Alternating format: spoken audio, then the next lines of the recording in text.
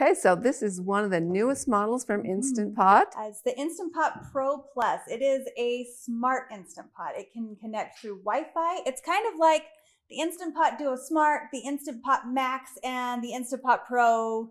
All rolled together in one, yeah. Because it's got features that people love of each of those different pressure cookers. And to use the smart feature, you need to have the Instant Brands app. If you search Instant Pot, it's the Instant Brands app will eventually come up, but it's different with the old Duo Smart. You would search for Instant Pot, but now it's Instant Brands. And it's available on the app, on the App Store, and Google Play. Yeah.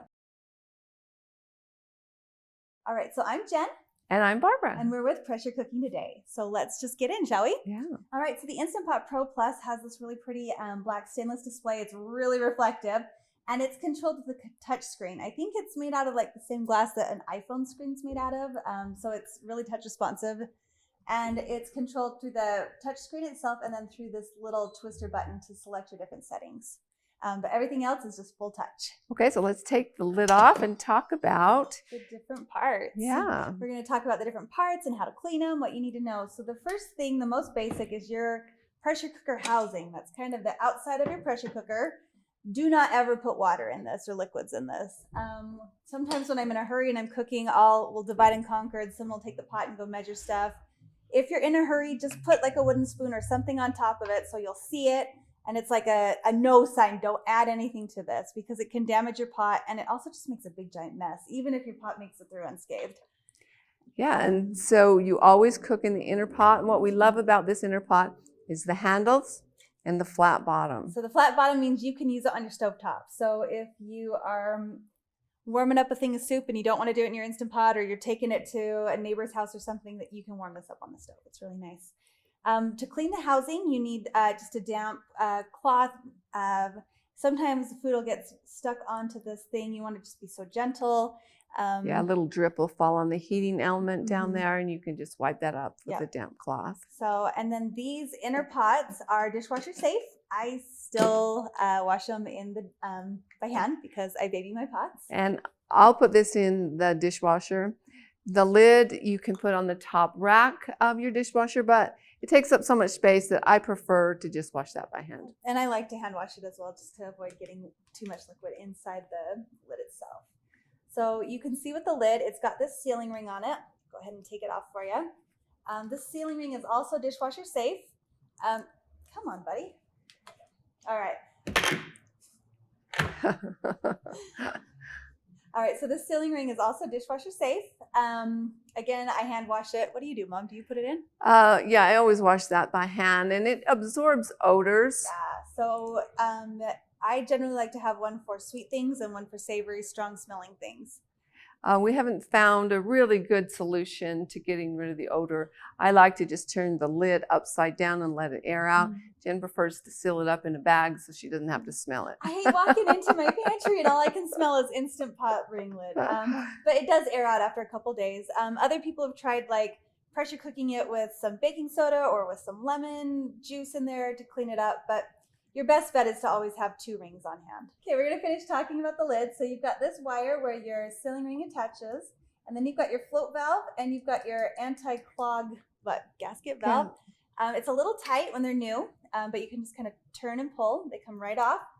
You'll want to clean this if you've cooked a lot of foods that foam, some pastas, oats. A little bit of foam can get up in there, and you just want to make sure you clean that off first, and it just snaps right back into place. And then you've got your little gasket. So one of the new features about the Instant Pot Pro Plus is it's got this little black silicone cover over your gasket. So you just pull it out. It's just this little tiny piece. Don't lose it. And then you can turn your lid upside down. I like to put my finger in just to make sure it stays off. And pull your mini gasket off. And then this pink float valve will just fall right into your hands right below it. And then when you reassemble it, just pop it back in, hold it in place with your finger, put the mini float valve on, or the mini gasket on. There we go. And then put the black silicone piece back in place. So to put the gasket in, you just kind of run your finger around the edge, make sure that it's going right in place. It's just a nice, steady, near the end it kind of gets a little bunchy. You might have to push and wiggle a little bit.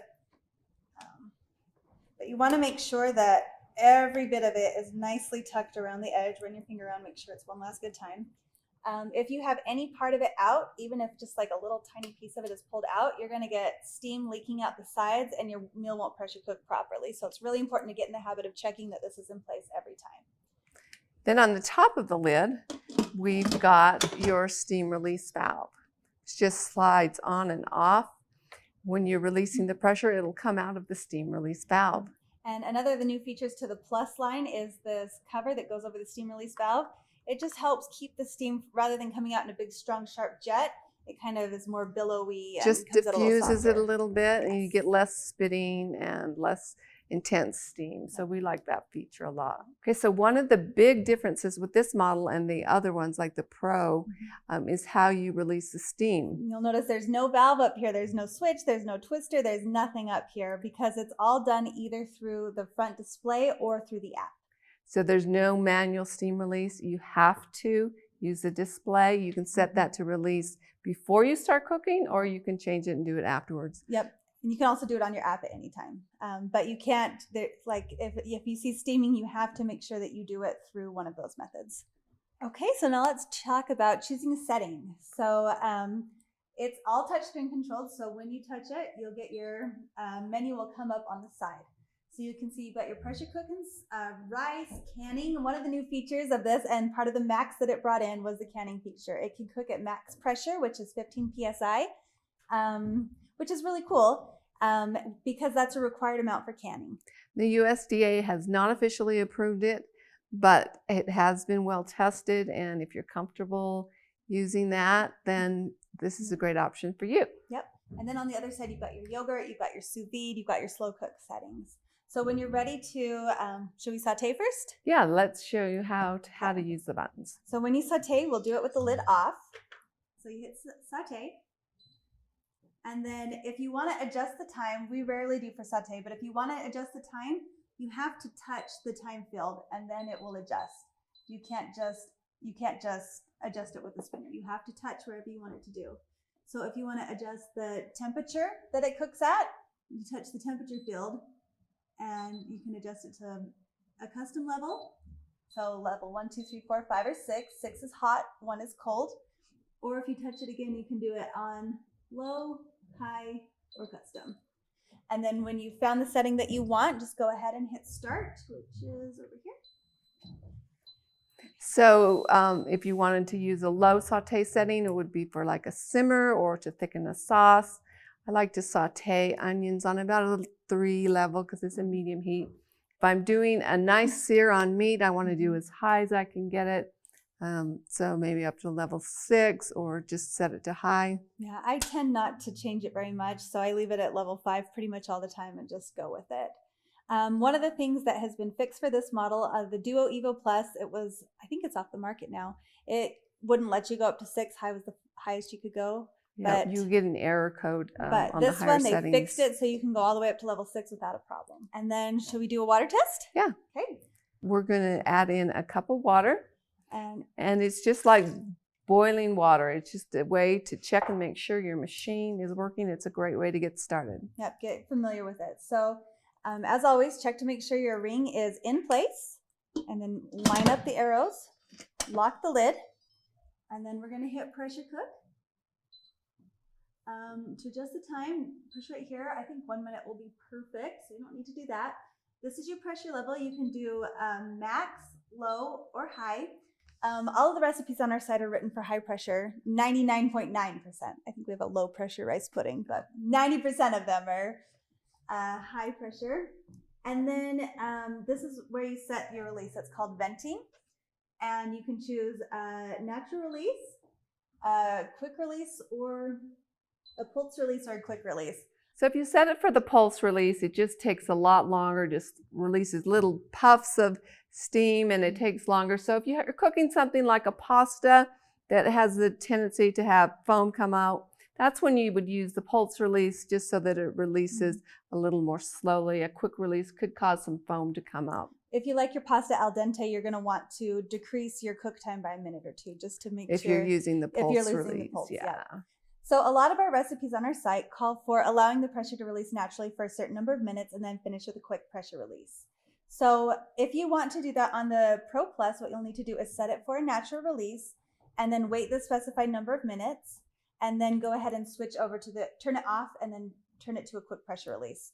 Or use the app and just hit manual release on there. The app makes it a lot easier to Yes. change it if you're going to change it. Yeah. So we'll just go ahead and we'll set it for a quick release and 1 minute and then we'll press start.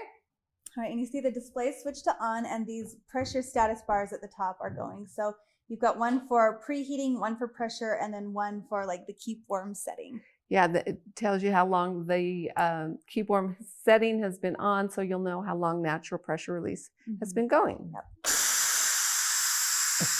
So it'll do an initial puff, and then a few seconds later, it'll release all the pressure, and then once the steam stops coming out, the float valve will drop, and it's safe to open the lid. Yep. So you just turn it and make sure to open the lid away from you. Shake a little extra water off. So you see how it's got these lid fins right here? These little lid fins are made to fit exactly into the lid right there. Holds it up while you are stirring, finishing your meal.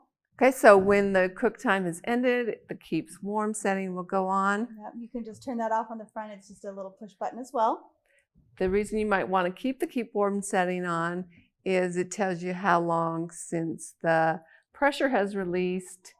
So that's why we often don't turn that off. But if you wanted, you could turn that off before you start cooking. Yep. I often will leave the keep warm setting on until I release the pressure. And then once I release the pressure, I'll just turn the whole pressure cooker off because I'll forget that I've got the keep warm setting on. And I'll dish up my family and then I'll hurry and go get my littlest to bed. And I'll come back down and it's still been cooking. And it's like, no, it's burned down my leftovers. So I like to turn it off just as a matter of habit. But if you are better at remembering things than I am, it's really nice when you're serving a big get together and people want to go back for seconds and the soup's still warm in the Instant Pot. That's really nice. That's a really nice feature. Yeah. So I think that's it for the Instant Pot Pro, right? Pro Plus. This is the Pro Plus. This is the Pro Plus that's got the smart Wi-Fi. Be sure and leave us any questions that we didn't get answered in the video. Yeah, we've got links to the full review in the description along with any products that we've mentioned, extra rings and accessories that work inside it. All of that's in the description. Make sure to like and subscribe, and we'll see you soon.